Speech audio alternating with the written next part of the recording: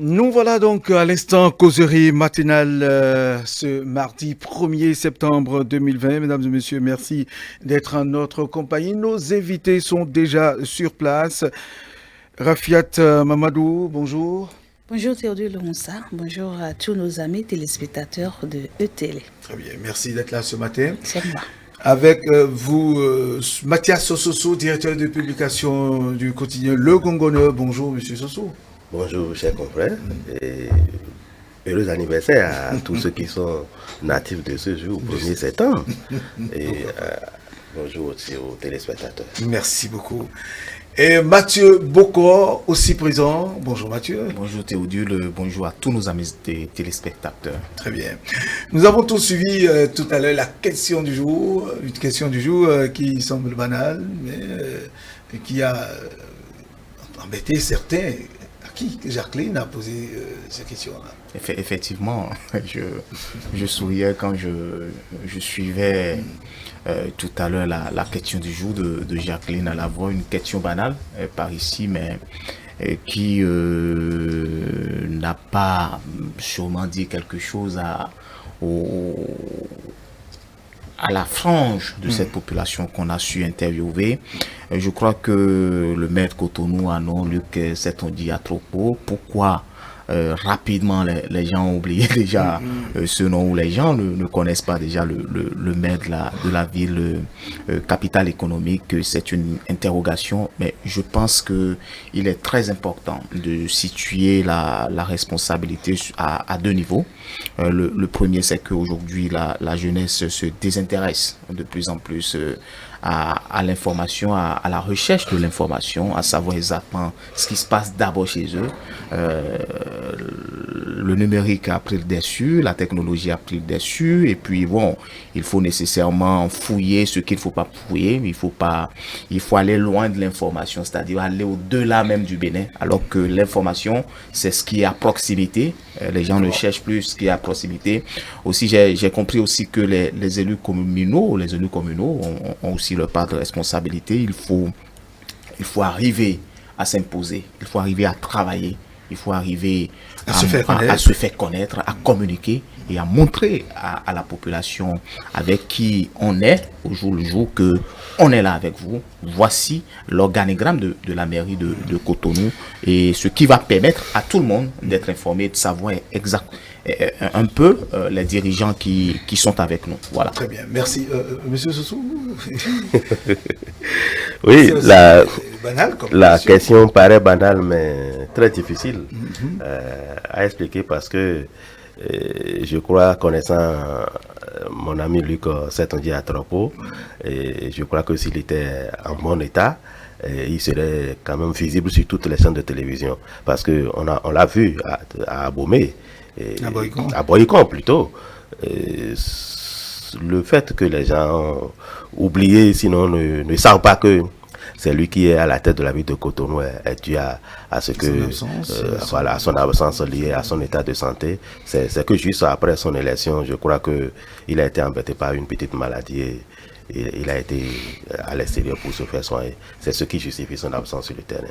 Je crois qu'avec le temps, quand il va descendre, il va reprendre service. Je crois que les Cotonous auront la chance de le connaître vraiment comme on l'a vu à Boycon. Ils n'auront plus aucune chance d'oublier qui est le maire de la ville de Cotonou. Évidemment, Soso Mathias a bien su le dire. La situation sanitaire de notre cher ami maire de Cotonou fait que les Cotonouas ne le connaissent pas encore. Ces populations ont parfaitement raison. Il va revenir sain et sauf, il va se faire connaître, il va s'imposer comme il a toujours su le faire.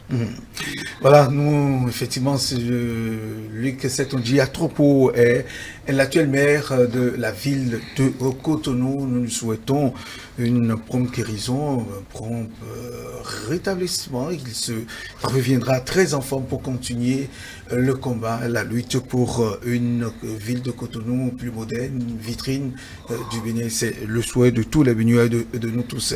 Merci à vous. Nous allons passer donc au sujet du jour, considéré comme un levier important dans le développement d'une nation.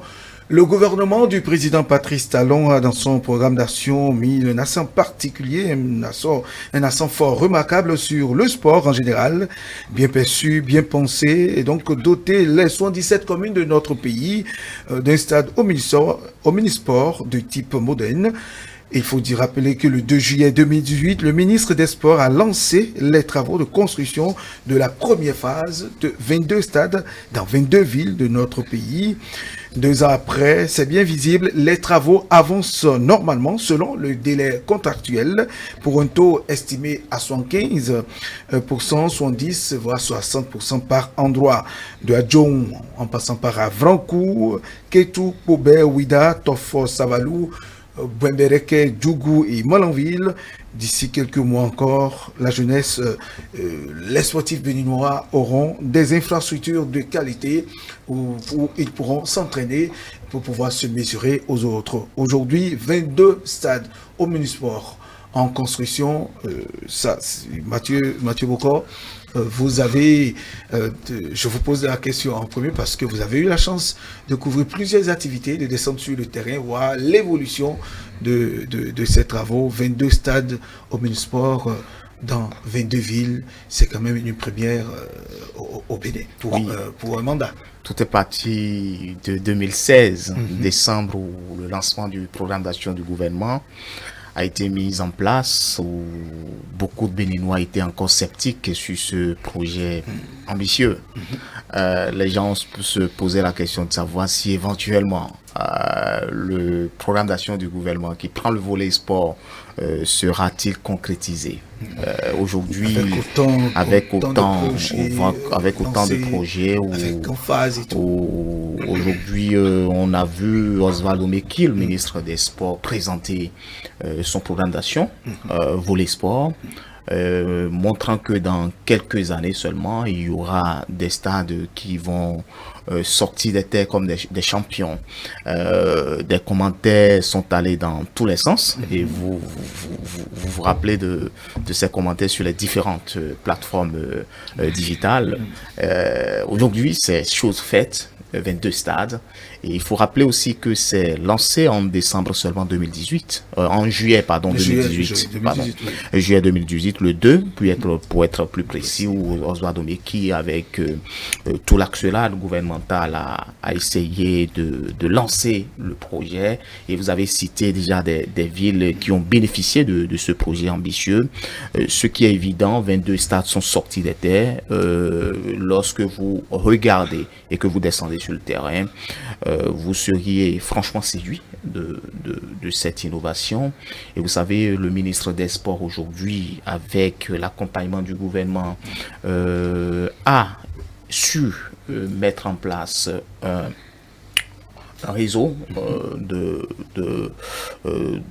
personnes qualifiées pour travailler dans ce sens afin que le sport béninois puisse retrouver ses lettres de noblesse. Et vous savez, juste après le lancement, quelques mois après, le Bénin a montré sa capacité, ses performances, ses résultats dans le domaine du sport et dans le domaine du football notamment. À la CAN 2019, le Bénin a su s'imposer et je crois que avec ces différents stades, ça va permettre peut-être d'aller pourquoi pas à la finale de cette CAN et de gagner.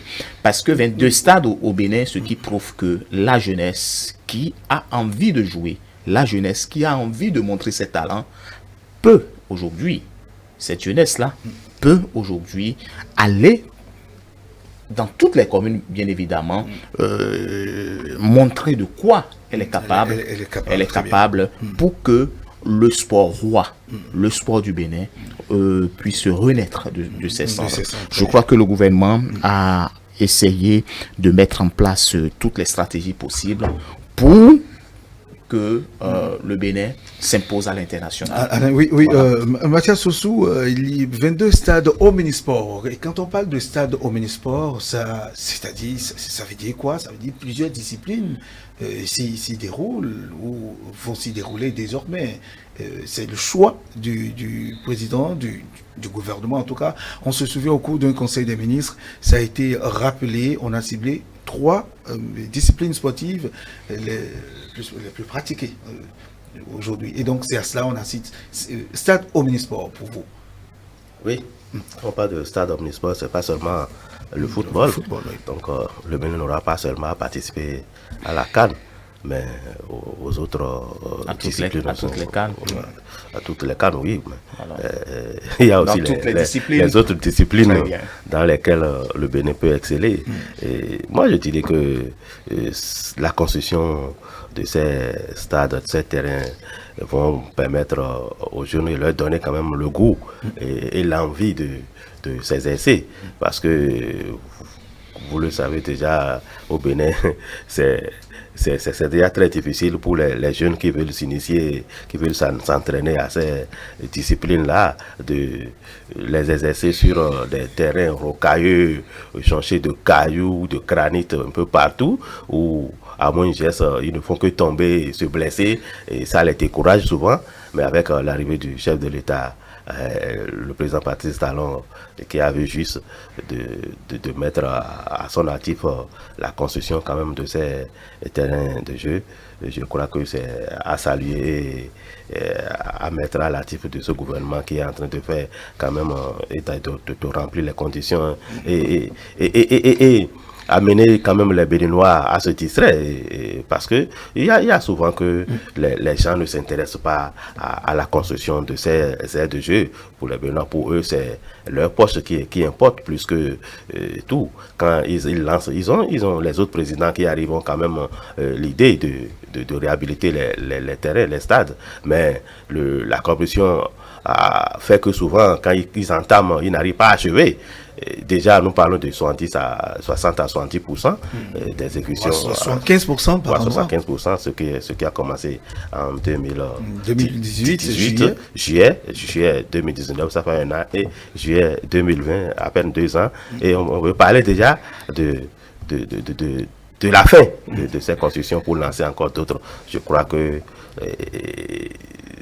c'est un point d'honneur pour le gouvernement actuel, parce que ce n'est pas facile. Il faut être persévérant, et tel que le président Patrice Talon est en train de tenir dur ses collaborateurs, je crois qu'ils ont pris conscience, et il faut avancer les travaux comme cela se doit, et il faut quand même le remercier pour ça. Très bien. Rafiat Momandou, et donc 22 stades, c'était la construction de 22 stades au moins pour une première phase, c'était donc possible. Eh bien, rien n'est impossible dans ce monde. Lorsqu'on a la volonté, rien n'est impossible. Et ce gouvernement nous prouve véritablement que, en tant que personne, on a beaucoup de potentialité, et en groupe, on est encore plus fort. Il est venu avec tellement d'ambition, et au début, les gens étaient sceptiques, hein, comme le disait Mathieu Bocco. Les gens ne croyaient pas. Nous-mêmes, en tant que professionnels des médias, on n'y croyait pas. On se disait que bon, il est aussi venu faire son temps et puis il va partir. Mais avec le temps, après 3 ans de gestion, parce que les choses ont commencé par sortir, par se révéler réellement après 3 ans d'exercice au pouvoir, on a commencé à constater que ce monsieur, ce qu'il disait, il en était capable. Il savait sur quoi il comptait. Il savait sur quoi il comptait. Il connaît tellement le Béninois qu'il a su prendre le côté positif du Béninois et il a exploité. Le développement d'une nation, c'est les infrastructures, c'est la route, c'est l'électricité. Et sur ces points, je pense que le Béninois lambda est en train de comprendre et en train de se réjouir. C'est-à-dire, il a commencé son exécution de son PAG en n'occultant personne. Aujourd'hui, les jeunes Béninois peuvent se distraire n'importe où ils sont sur la terre béninoise. Dans n'importe quel département ils se retrouvent, lorsqu'ils veulent se distraire en matière sportive, ils savent où il faut aller. Ça va à l'actif du gouvernement. Ça veut dire que nous avons tellement de potentialité, il faut réfléchir. J'ai toujours dit ici que le gouvernement béninois donne des leçons à tous les citoyens. À tous les citoyens, dans quelque domaine que nous sommes. Réfléchissons, Si travaillons nos ménages. dans le domaine sportif, parlant de ce que du sujet, quand même, 22 stades sur lesquels plusieurs disciplines peuvent se dérouler, mais c'est quand même c'est la jeunesse qui est occupée. C'est le championnat, par exemple, le national de football, les différentes catégories. Nous n'avons rien. Ça veut dire que nous n'avons désormais plus rien à envier aux autres pays. Les Béninois, quand ils veulent, quand il y a des compétitions, on va à l'extérieur, on va à Lomé, on va au Ghana. Mais aujourd'hui, nous sommes indépendants. Nous pouvons nous prendre en charge. Nous pouvons désormais nous prendre en charge. C'est de cela qu'il est question. Et ça ne peut que nous rendre fiers, ça ne peut que nous réjouir. La jeunesse ne peut que se réjouir de ces infrastructures sportives mises à leur disposition. Ça va être fait. Si déjà l'exécution des travaux est à 80, 70 à 75%, ça veut dire que avant un an, les travaux vont finir. Ces infrastructures pourront être réceptionnées pour le grand bonheur de la jeunesse. Je pense que le Béninois a beaucoup de potentialité et il faut qu'on réfléchisse, il faut qu'on développe notre intelligence et pour surprendre ce monde entier. Oui, Mathieu Bokor, aujourd'hui, ça veut dire quoi? Ce qu'on est en train de voir avec la construction de la première phase du C22 stade, c'est-à-dire quoi? Certainement, les championnats scolaires en matière de football, dans ces disciplines, vont prendre un essor, un autre essor, un nouvel engouement, surtout quand on sait qu'aujourd'hui, le ministère de la Jeunesse et des Sports est en train d'encadrer des encadreurs sportifs pour c'est-à-dire appuyer, faire sortir cette pépinière de jeunes joueurs pour la génération. Et donc, tout ceci doit accompagner le monde sportif et aider le Bénin à avoir un nom, à partir d'abord des écoles, des quartiers, parce que beaucoup d'activités se déroulent là. Effectivement, lorsque vous mettiez en place les infrastructures et que l'on n'exploite pas ces infrastructures, ça veut dire que vous avez investi pour rien. Aujourd'hui, au-delà de cette infrastructure, je crois qu'il y a d'autres projets encore plus ambitieux que le ministre des Sports, Zwadomeki, avec les acteurs impliqués, se mobilise pour mettre en place. Je crois hier encore à Cotonou, quelque part dans un hôtel, les acteurs sportifs avec le ministre Oswald Omeki se sont retrouvés pour réfléchir, pour faire la présentation du modèle des sociétés sportives, ce qui veut dire qu'aujourd'hui, le Bénin aura désormais 2 championnats professionnels. Oswald Omeki a su faire asseoir une stratégie politique afin que le sport béninois puisse le mettre en place. Vous et moi, désormais, on peut créer même, on peut rester ensemble. Que ça devienne une entreprise, et créer une entreprise sportive afin de faire du profit tel qu'on le dit. Je crois que avec ces stades, il y aura encore d'autres projets et tout est une question de liaison, de synergie. Aujourd'hui, lorsque vous mettez toute cette stratégie en place, il n'est pas évident qu'en matière de sport, le Bénin puisse encore être classé parmi les derniers au monde. Aujourd'hui, le Bénin, qu'on le veuille ou non, avec son exploit remarquable qu'il a fait à la CAN 2019, aujourd'hui, avec encore ces stades mis en place, avec cette jeunesse qui est formée depuis le bas âge, c'est-à-dire au niveau scolaire. Ça va susciter un engouement chez les jeunes. Et nous aurions surtout véritablement... quand on sait qu'il y a Avant, qu'est-ce qui se faisait? On colmate juste des joueurs sans pouvoir nous appesantir sur leur parcours, leur profil. Aujourd'hui, parce que Théodule est au ministère ou bien un parrain, on essaie de voir, parce que son frère joue à un petit camp, on essaie de le colmater. Ce n'est plus ça. Ce sont des stages qu'ils ont mis en place, ce sont des infrastructures qu'ils ont mis en place, ce sont des formations qu'ils ont mis en place, et pour que chacun puisse en bénéficier et en tirer profit. Et je crois que c'est justement la vision du gouvernement à mettre à la disposition de la jeunesse ces infrastructures, que ça soit au niveau scolaire, que ça soit au niveau académique, que ça soit au niveau professionnel, afin que chacun chaque compartiment puisse en bénéficier pour que nous aurions véritablement une équipe forte. Même si ce n'est pas nécessairement dans le football, comme le dit mon cher ami Mathias, je dis aujourd'hui, il y a toute une discipline, que ce soit au niveau le handball, le tennis et tout, l'athlétisme, chacun pourrait trouver profit. Et pour que la jeunesse qui, dans différentes disciplines, essaie de se distraire, de se former, de se divertir, puisse aujourd'hui savoir que on n'a plus besoin de venir nécessairement à Cotonou. On peut rester chez soi, et ce qui va permettre de limiter aussi l'exode rural. Oui. Parce qu'aujourd'hui, les gens croient que quand on parle de grandes villes, c'est nécessairement Cotonou. Il suffit d'avoir les infrastructures adéquates dans sa localité et ne plus envier l'autre localité, l'autre commune ou l'autre ville. Nous, ces stades municipaux sont de 3000 à 2500, voire 5000 places par endroit. Les gradins qui sont à 1500 et la tribune officielle 1500 places, 2000 places par endroit. Ça veut dire, Mathias Sossou, que désormais le Bénin pourra organiser des compétitions sous-régionales, pourquoi pas?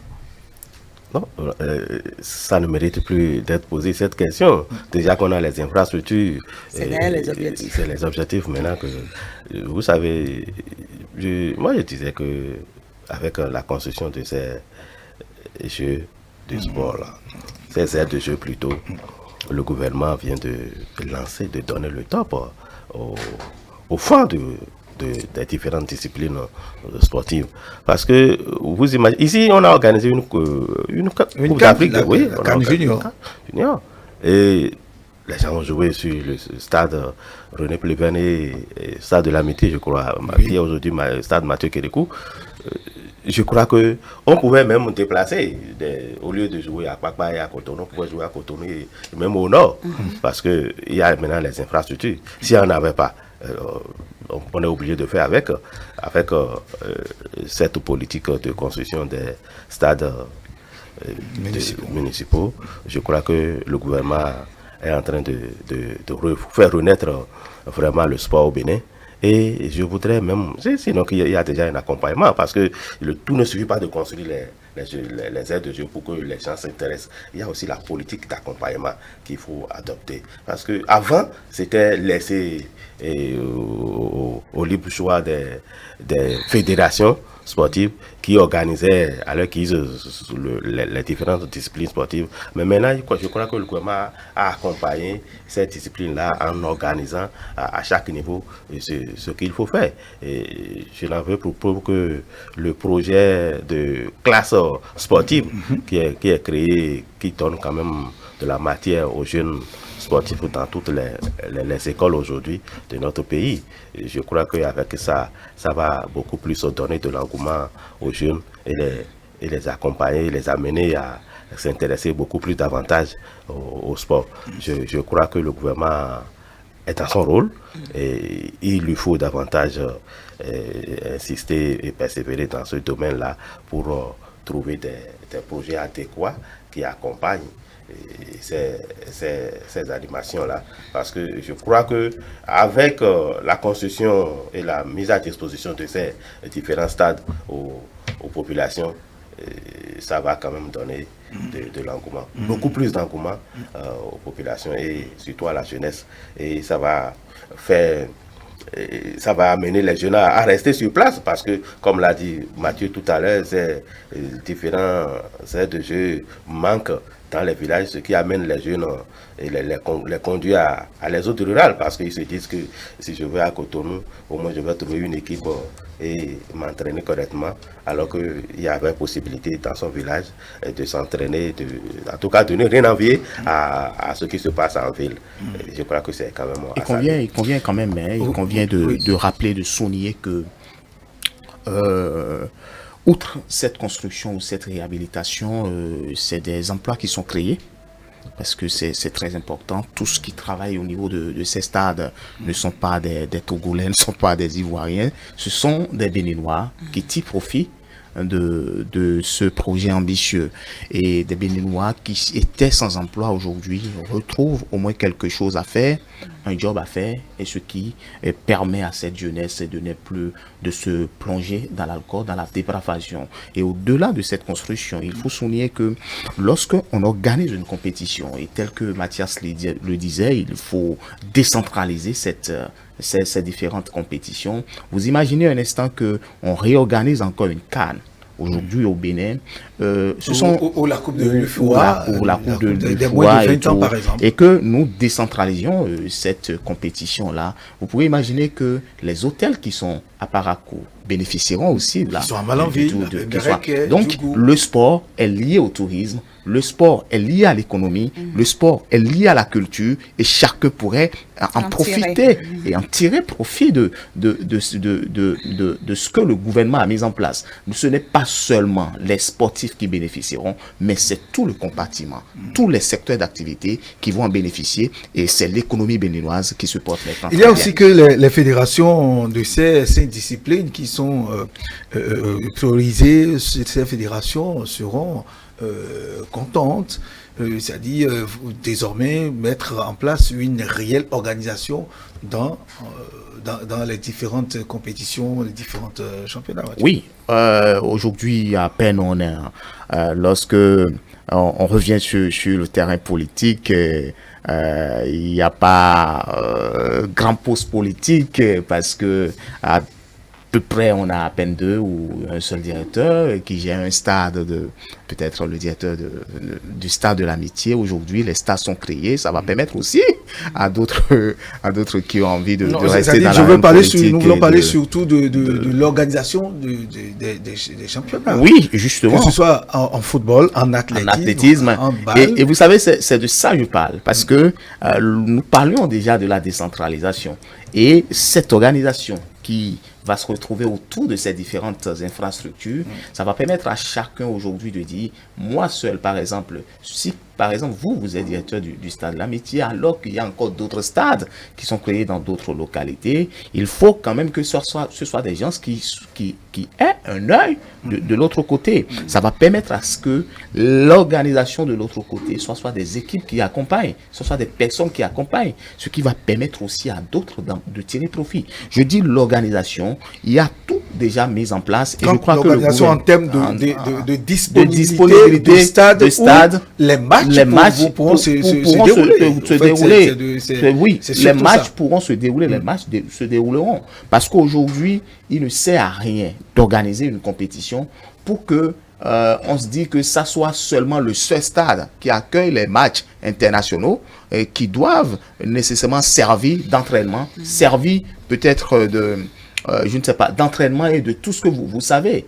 Aujourd'hui, les stades sont créés un peu partout, ce qui va permettre à chacun d'être libre dans ces mouvements, de s'entraîner sans se faire, comment on appelle, de s'entraîner sans autant se déplacer. Très bien. Voilà. Rafiat Mamadou, s'agissant donc de l'organisation de ces différentes compétitions, quand je parle des matchs, de chaque localité, chaque joueur, chaque club, ils auront en tout cas un aire de jeu qui répond aux normes pour pouvoir jouer et valider les matchs. Parce qu'il y a ces problèmes de disponibilité des terrains, de la qualité, de la pelouse synthétique, etc., qui posent problème par endroit. Et donc, les fédérations auront beaucoup plus de facilité. Évidemment. Chacun va en bénéficier, chacun va en profiter et chacun sera plus autonome aujourd'hui. Parce que lorsqu'on prend par exemple le handball, l'athlétisme, non. Je voudrais parler des responsables qui gèrent ces fédérations. Ils seront plus autonomes en ce sens que lorsque j'ai par exemple un championnat en cours, ça peut être le football.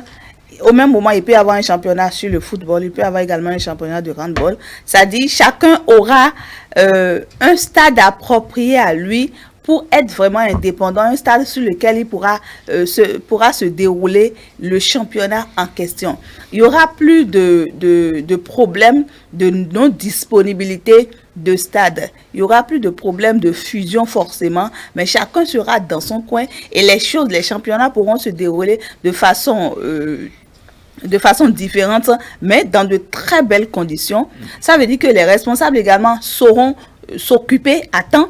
Ils ne vont plus attendre que l'autre finisse d'abord sa compétition, son championnat, avant de lancer le tien. Chacun aura un projet à développer et le monde sportif sera davantage animé, ça va plus intéresser les Béninois. Parce qu'aujourd'hui, il faut reconnaître le sport. C'est vrai qu'il y a des enfants qui ont l'ambition, qui ont l'amour, qui ont le goût du sport, mais ce n'est pas toutes les personnes qui aiment faire le sport. Mais aujourd'hui, avec la disponibilité de ces stades, avec la disponibilité de tout le staff, avec tout le projet qui sera mis en œuvre pour accompagner le sport, je pense que chacun de nous pourra s'intéresser à ça et ça va de l'intérêt de tous. Très bien. Mathias Sossou, aujourd'hui, oui, d'ici quelques mois, nous l'avons dit, ces stades seront opérationnels et tout.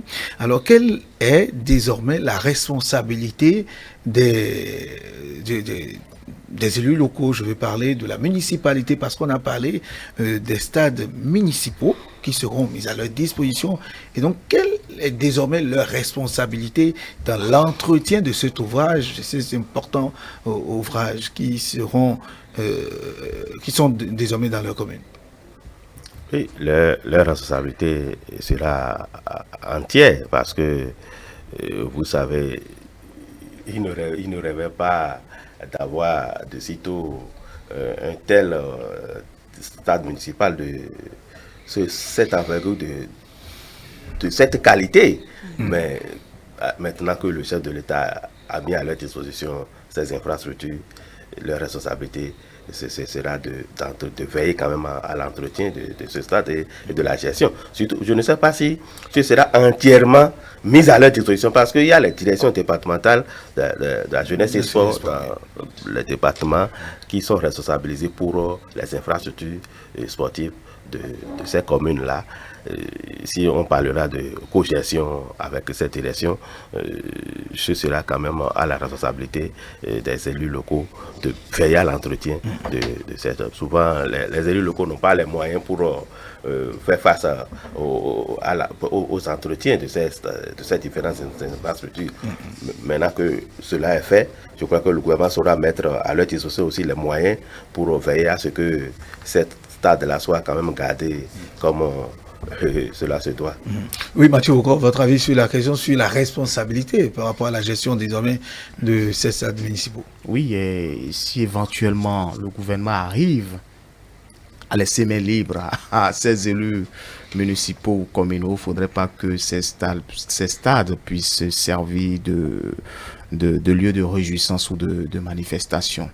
Parce qu'aujourd'hui, au Bénin, c'est la pratique actuelle où il suffit d'avoir juste une infrastructure et que vous avez juste une manifestation parce que votre parent se trouve au niveau de la mairie, au niveau de l'arrondissement.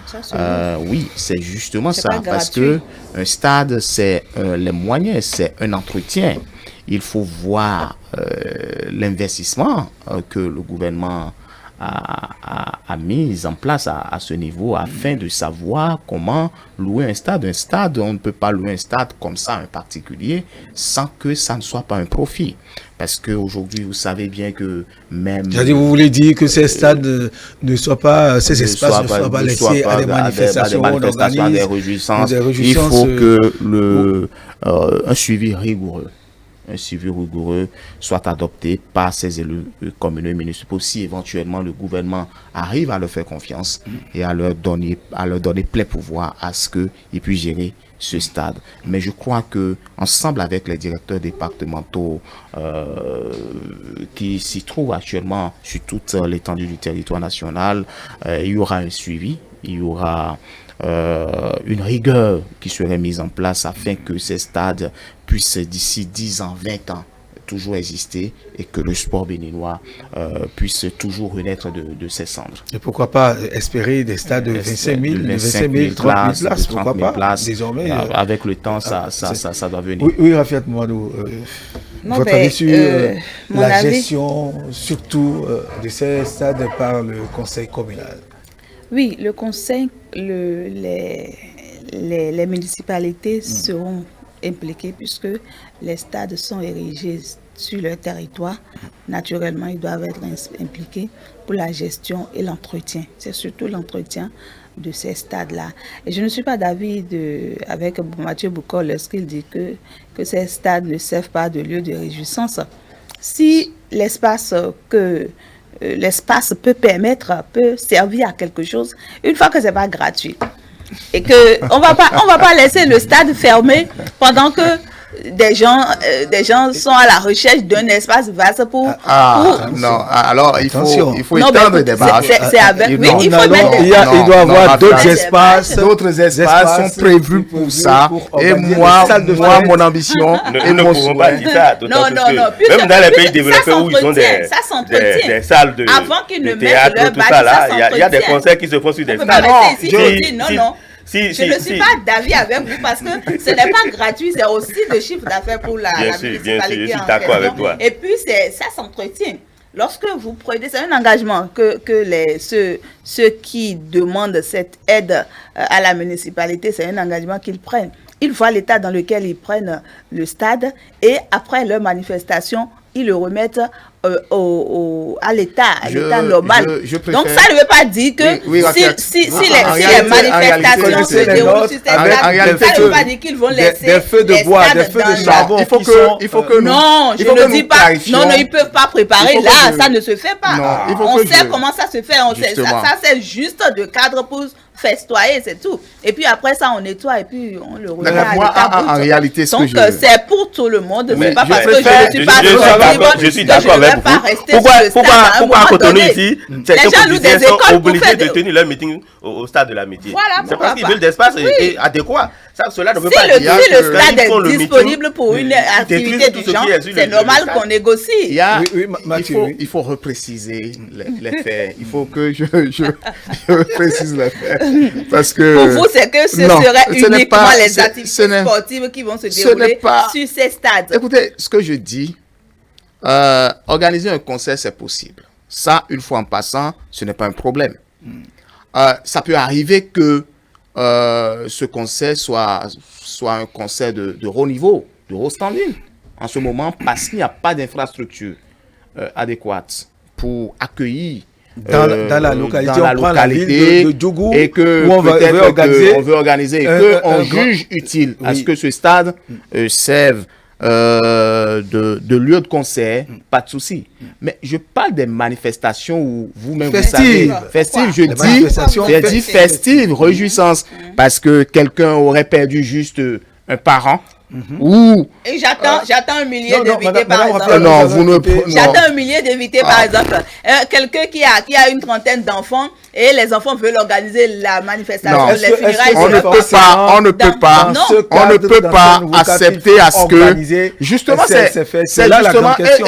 et même je ne pense Si pas c'est que ce l'espace, gouvernement, si c'est l'espace qu'il faut. je ne pense pas que Et ce que- et gouvernement que le puisse gouvernement- accepter à ce je que, pense accepter que- cela. c'est Parce pas que vous parce que- savez, regardez, parce que, Je ne suis pas d'avis non, avec vous, je ne serai pas d'avis non, jusqu'à demain. Non, ce n'est pas nécessairement. Parce que c'est pas gratuit. Non, la Madame Raphaël, question, nous allons écouter la Mathieu, question, s'il vous il ne faut plaît. pas regarder seulement le profit. Il faut regarder l'investissement fait hein, à ce niveau et regarder le coût que ça peut nous entraîner après que la manifestation soit organisée. C'est-à-dire, vous voulez parler Parce carrément que de l'entretien. de l'entretien. ça. Oui. Aujourd'hui, vous savez, Théodule, vous perdez un beau-père parce que vous avez les mains très longues ou les bras longs, comme on le dit. On vous attribue un stade.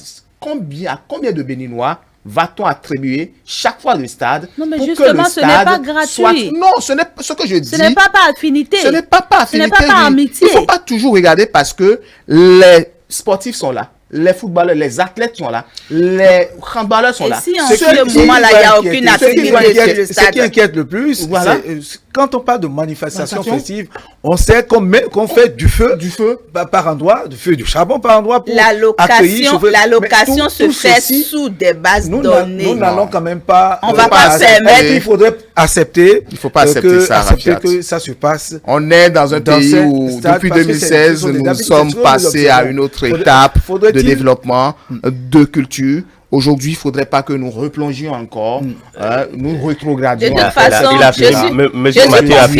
je suis confiante que c'est un stade qui est pour la population. Mais il faudrait que l'objectif visé soit l'objectif que l'on sait, que ce soit l'engagement qu'on s'est pris dès le départ. L'engagement, c'est quoi? Faire des sports, les différentes disciplines sportives. Une réussite au Bénin, parce que notre objectif, c'est comment faire pour développer l'athlétisme, le tennis, le football, le handball. Ce n'est pas notre objectif, ce n'est pas comment organiser les agors ou les manifestations de résistance. C'est tout. Ça peut être passager, mais il ne faudrait pas que ça soit répétitif.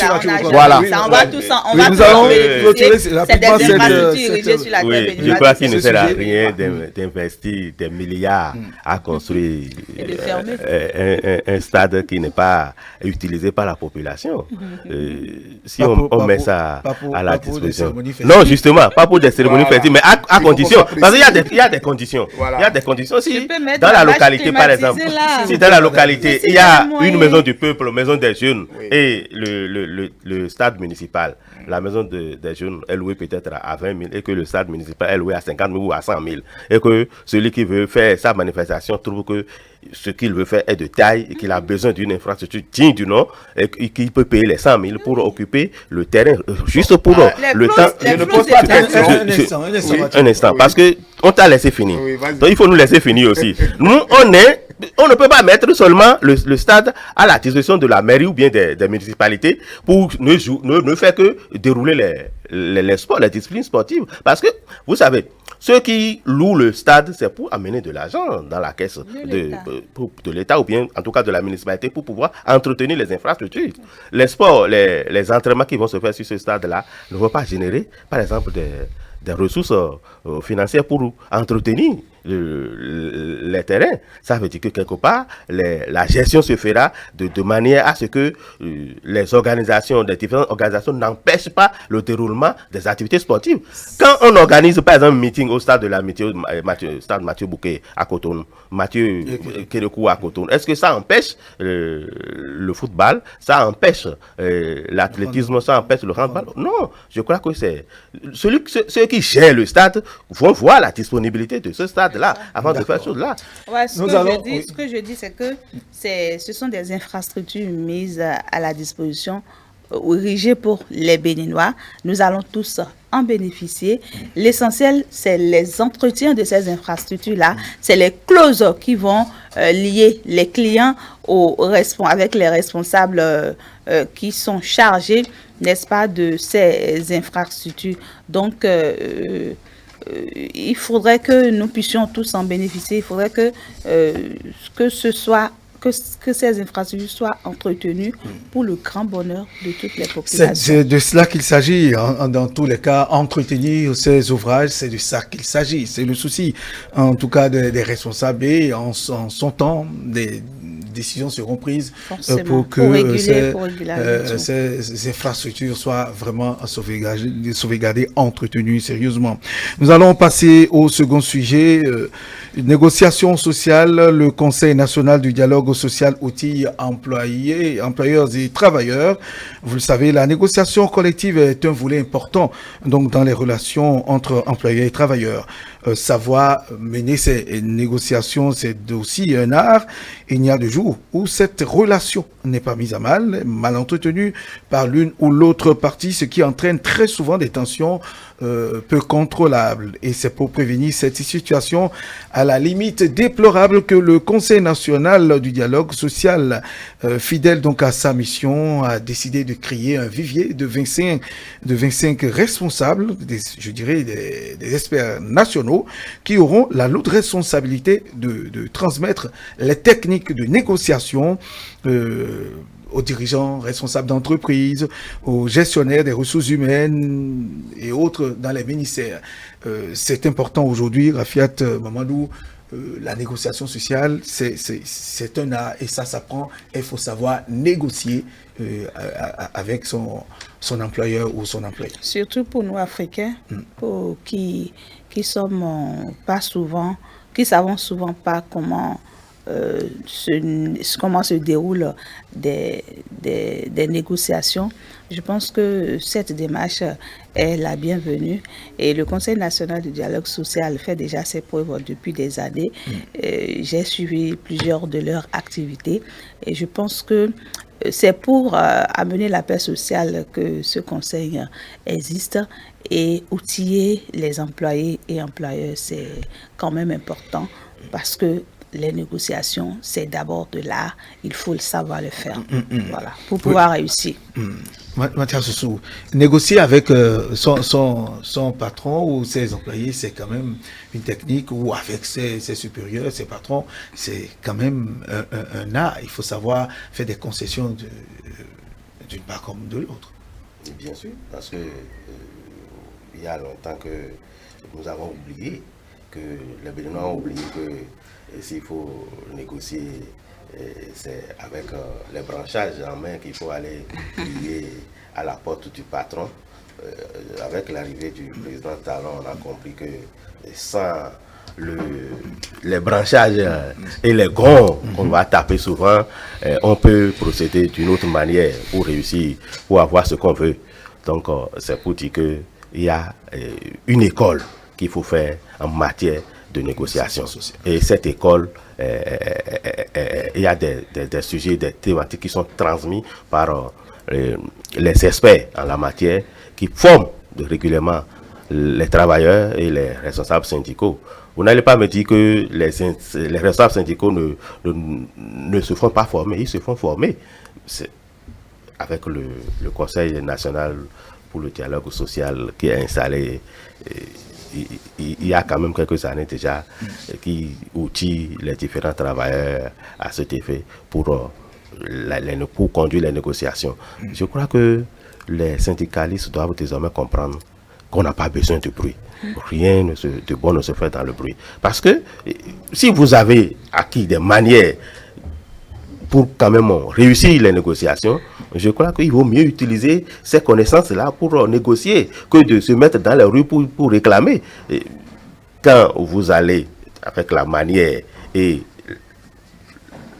le respect qu'il faut en la matière pour rencontrer votre patron et négocier, je crois que ça marche beaucoup plus que si on se mettait à taper, à jouer et à chanter comme mon ami qui se trouve de l'autre côté de Misérité, je crois, qui est le général sans troupe, qui a, en tout cas, cette catégorie de syndicalistes trouve que c'est dans le bruit qu'il faut avoir ce qu'il veut, alors qu'on pouvait quand même, entre amis, et patrons et employés, se serrer les mains et demander des choses et avoir gain de cause. Oui, Mathieu. Oui, beaucoup de méconnaissance des tests. Aujourd'hui, par nos responsables syndicaux, beaucoup réclament leurs droits sans plus ou moins prendre le soin de savoir quel est leur devoir. C'est le problème qui se pose souvent au niveau des réclamations. Lorsqu'on veut aller négocier, lorsqu'on veut aller réclamer quelque chose. On ignore carrément les tests, on ne sait pas de quoi parle le sujet. Oui, la revendication de ces droits, tout ça passe par l'éthique aussi. Parce que chaque revendication mérite qu'on relise, qu'on lise, qu'on puisse s'enquérir de ses connaissances et dire de quoi vais-je parler avec mon employeur ou avec mon employé. Parce que c'est très important. Et ce qui est important aussi, c'est de savoir est-ce que c'est pas le bruit qu'il faut y aller, parce que dit-on souvent, le bien ne fait pas du bruit et le bruit ne fait pas du bien. Depuis quelques années, vous vous rappelez que pour aller réclamer, pour aller en grève, il faut nécessairement faire du tollé, des tohu-bohu, il faut arrêter toute une circulation Il faut bloquer toute une rue, il faut brûler des pneus, il faut saccager des infrastructures, ce qui n'est pas la méthode adéquate pour réclamer. Et tel que Mathias le disait avec Rafiat, aujourd'hui, il ressort que pour négocier, il faut avoir cette diplomatie. C'est art de parler, de discuter. Parce que de vous à moi, il suffit que je vous offense et que vous m'appelez parce que peut-être ignorant, je ne le sais pas, vous trouvez les mots justes pour me rappeler à l'ordre. Et ça va me permettre de me corriger et de présenter mes excuses. Mais ça ne sert à rien de crier et de dire ouais toi, etc. Parce que le verbe aussi, c'est quelque chose qui calme les ardeurs. Le verbe, c'est quelque chose qui permet à l'autre, même s'il est opposant, ou il est mouvancier, de vous donner ce dont vous avez besoin. Aujourd'hui, si par exemple, entre responsables syndicaux et gouvernement, on se revient, on ne s'entend pas sur un point, peut-être, de négociation, et que les responsables syndicaux, parce que l'idéologie souvent n'est pas la même, il faut le reconnaître, hein, parce que l'idéologie de INS est différente de l'idéologie de Y, et chacun tire de son côté parce qu'on veut se montrer qu'on est plus intellect que l'autre. C'est ce qui pose le problème. Et aujourd'hui, tous ensemble, lorsque on profite de ce renforcement de capacité du dialogue social mis en place, je crois que ça va permettre à ces différents responsables syndicaux de tirer le son, de savoir comment manier la langue, comment manier le verbe afin que la négociation se fasse de façon méthodique pour le bonheur de toute la population béninoise. Oui, en fait, Madou, il ne faudrait pas qu'on oublie que quand on parle de négociation sociale, c'est aussi l'éthique, c'est aussi la possibilité de se demander est-ce que ce que je réclame est possible, est légitime. Est-ce que mon employeur a la possibilité, ou bien l'entreprise ou le ministère, l'État en tout cas, a la possibilité de m'octroyer. Je pense que c'est une formation qui prendra en compte tous ces volets-là. Il ne sert à rien de demander quelque chose qui n'est pas possible. Donc, c'est employés et employeurs qui se font former. Chacun sera fixé. Et pour que, face à la situation, que chacun sache comment procéder, que chacun sache quelle voie emprunter, que chacun sache en quel thème énoncer ses problèmes, pour que le vis-à-vis comprenne, pour qu'il n'y ait pas de tension, parce que comme l'ont dit les autres, le bien ne fait pas, le bruit ne fait pas du bien. En vouloir quelque chose de l'autre, si c'est une faveur que vous voulez, il y a de ces manières-là par lesquelles il faut prendre pour avoir cette faveur-là. Et si c'est une obligation, si c'est votre droit que vous réclamez, il y a également de ces manières-là par lesquelles il faut prendre pour bénéficier de ces droits. Donc, c'est une formation qui vient à juste titre et qui va être bénéficiée par tout le monde. Ce n'est pas seulement dans l'administration publique qu'il faut dispenser ces formations-là. Il faudrait que ces conseillers viennent également dans des administrations privées pour pouvoir, parce qu'il faut reconnaître que dans l'administration privée, les revendications ne sont pas comme à l'administration publique, parce qu'on se dit au privé, on n'a pas besoin de revendiquer, on est là, on souffre et puis on accepte. Donc il y a ces méthodes-là par lesquelles il faut prendre pour se faire justice lorsqu'on sent qu'on est marginalisé dans l'exercice de ce que nous faisons.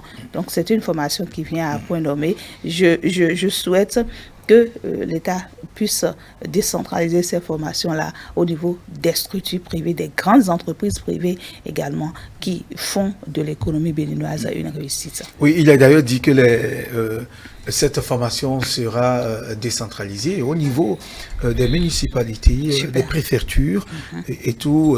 Chacun sera situé par rapport à sa responsabilité. Alors, est-ce que nous pouvons aujourd'hui tirer un coup de chapeau au gouvernement d'avoir su gérer désormais les grèves, parce que, quoi qu'on dise, ça a permis à tout un chacun de prendre du recul, de s'asseoir et de se demander est-ce que c'est la bonne méthode que nous adoptons aujourd'hui, parce que c'est un cabinet que nous avons au niveau de l'administration en général par rapport aux grèves. Ça a permis certainement à tout un chacun de se remettre en cause. je parie que s'il n'y avait pas eu cette manière de gérer les grèves les au manifestations Bénin, avec l'arrivée de Covid-19, l'année ne pourrait pas être validée cette année. C'est sûr, parce qu'il y aurait des grèves, des mouvements de grève où les enfants seraient laissés à eux-mêmes, ils vont rester à la maison. Si vous prenez l'exemple dans le domaine de l'éducation, oui. Ajouter encore au confinement de Covid-19, tout ça là, l'État ne pourrait pas valider l'année scolaire.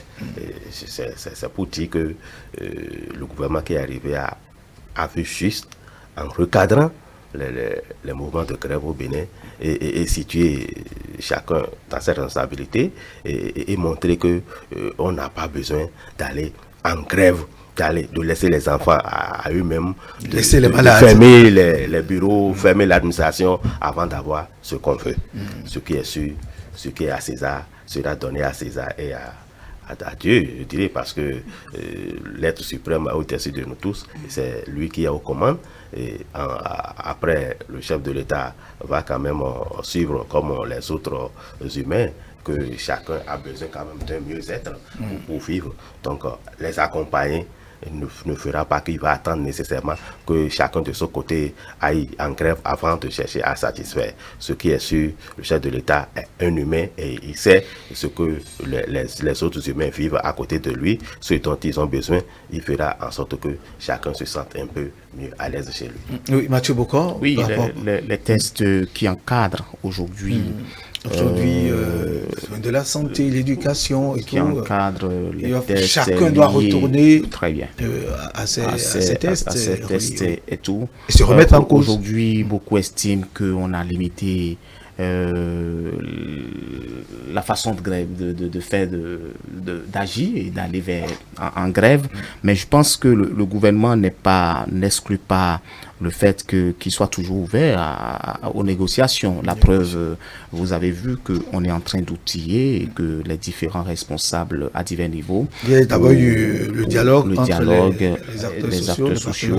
Après, il faut ouvrir encore le champ et permettre à chacun de se remémorer en vue de maîtriser encore ces différents droits et ces différents devoirs. Je pense que le gouvernement aujourd'hui est conscient que dans chaque compartiment, les gens peut-être souffrent, les gens ont besoin d'eux, etc., etc. Et il faut les écouter. Mais la seule chose que le gouvernement demande, c'est la méthode. Lorsque vous agissez avec méthode, vous agissez avec manière aujourd'hui, ça permet à ce que on s'entend. Parce que si, par exemple, Rafiat va parler, je vais parler, va parler, je vais parler, on ne va pas s'entendre, on ne va pas retenir quelque chose de concret. Et ça permet à chacun de savoir que voici ce dont nous avons besoin. Le gouvernement va dire, sur 5, moi j'ai 2.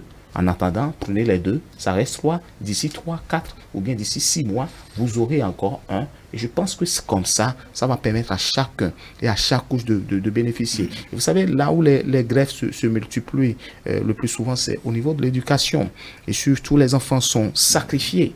Et même au niveau de la santé. Au niveau de la santé, heureusement aussi. Parce que la santé, les gens meurt. Et je pense que pour rien du tout, on va en grève. Pour rien du tout, il faut aller en grève. Pour rien du tout, il faut nécessairement déposer les armes. Il faut fermer même ses bureaux et ne plus même se soucier de ses concitoyens. Alors que un concitoyen perdu, c'est un développement qui a reçu le coup. Et je pense qu'ensemble aujourd'hui, avec ces différents dialogues mis en place, ça va permettre à ce que l'économie béninoise se porte bien, le développement béninois se porte encore mieux. En un mot, la négociation sociale, c'est l'art de savoir faire des concessions en tenant compte des possibilités, des réalités, n'est-ce pas? Oui, évidemment, en un mot, il faut que chaque citoyen maîtrise cet art-là pour pouvoir en bénéficier, pour pouvoir vivre aisément dans son pays, pour pouvoir pratiquer de façon libérale la profession choisie et pour pouvoir être un leader dans sa famille, parce que lorsqu'on est à l'aise dans sa profession, naturellement on est leader dans sa famille et c'est toute une équipe qui en gagne. Votre conclusion par rapport Ma conclusion, c'est de remercier une fois encore le gouvernement qui a su faire vraiment le diagnostic de nos problème ici au Bénin et qui a su prendre a su procéder par des méthodes concrètes pour donner satisfaction à chaque personne vivant sur la terre. Très bien. Oui, Mathieu Boko, votre conclusion par rapport aux deux sujets que nous avons abordés. C'est de dire au gouvernement de ne pas baisser la garde, de continuer, toujours pas séduire la population. Et vous avez envie de voir d'autres stades dans les autres communes. Il faut descendre sur le terrain pour voir en réalité ce qui se passe et permettre à d'autres localités qui se réclament déjà être oubliées toujours d'en bénéficier. Et puis par rapport au dialogue social, que chacun puisse maîtriser ses droits et ses devoirs et se remettre en cause en vue de savoir ce que je réclame. Est-ce que il y a toujours possibilité que je puisse l'obtenir, et afin de ne plus réclamer dans la violence, parce que seul dans la méthode on peut gagner, seul ensemble, et dans ce dialogue mis en place là, nous pourrions aller vers le développement concret. Voilà. Oui, Mathias Sousou. Pour moi, c'est de tirer peut-être un coup de chapeau au gouvernement qui a quand même n'a pas attendu plutôt des consultations électorales avant de mettre à la disposition de la population des différentes communes ces stades municipaux. Parce que je sais, dans ce pays, ce qui se passe, c'est il faut donner la construction d'un stade municipal à une localité, ce sera comme un genre de marchandage qu'il faut négocier avec la population pour avoir l'électorat. Voilà, c'est ça. Mais aujourd'hui, le gouvernement qui est en place, le gouvernement de la rupture, parce qu'il est venu faire la différence entre l'ancienne méthode de gestion et la nouvelle. Donc c'est quand même à saluer, parce que c'est important. Il faut réaliser sans attendre de la population leur suffrage. Et c'est après la réalisation que la population peut juger utile s'il faut donner son suffrage. Et en plus de la paix sociale, pour parler du second sujet, il y a la négociation qui prime sur tout, parce que quand vous voulez avoir, il faut savoir concéder pour pouvoir avoir quelque chose. Donc la négociation doit être de mise pour maintenir la paix sociale au sein des différentes structures de notre pays. Très bien. Voilà, nous sommes donc au thème de la causerie matinale de ce jour. Merci Mamadou Rafiat d'être là aujourd'hui. Merci beaucoup. Rafiatou Mamadou, rédactrice en chef de OCFM. Merci. Mathias Sousou, directeur de publication du Gongoneur. Merci de répondre toujours à notre invitation. Mathieu Boko, journaliste à RTL. Merci d'être venu. Voilà, c'est ainsi qu'on fait donc, je le disais tantôt, la causerie matinale de ce jour. Nous allons, avant de boucler le matin de ce jour, le 1er de ce mois de septembre, nous allons revenir sur la une de certains journaux.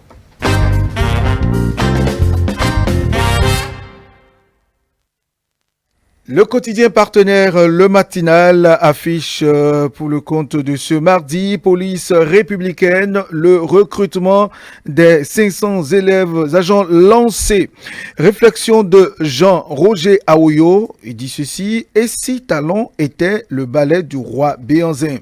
L'histoire pour comprendre les records du gouvernement affiche donc Le Matinal, toujours avec le quotidien de tantôt, sécurisation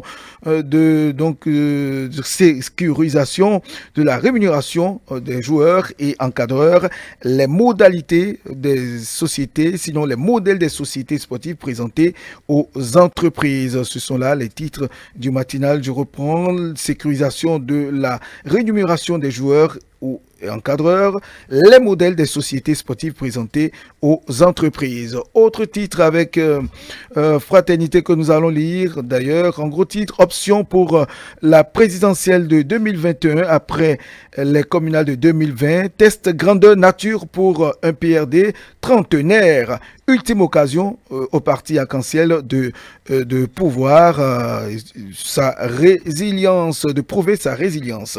Et puis Covid-19 au Bénin, les conducteurs de minibus roulent les poches trouées. Enseignement supérieur, la course au doctorat pour le meilleur et pour le prestige. Merci de nous avoir suivis. Ainsi prend fin le matin de ce mardi 1er septembre. Merci et très bonne journée à vous tous.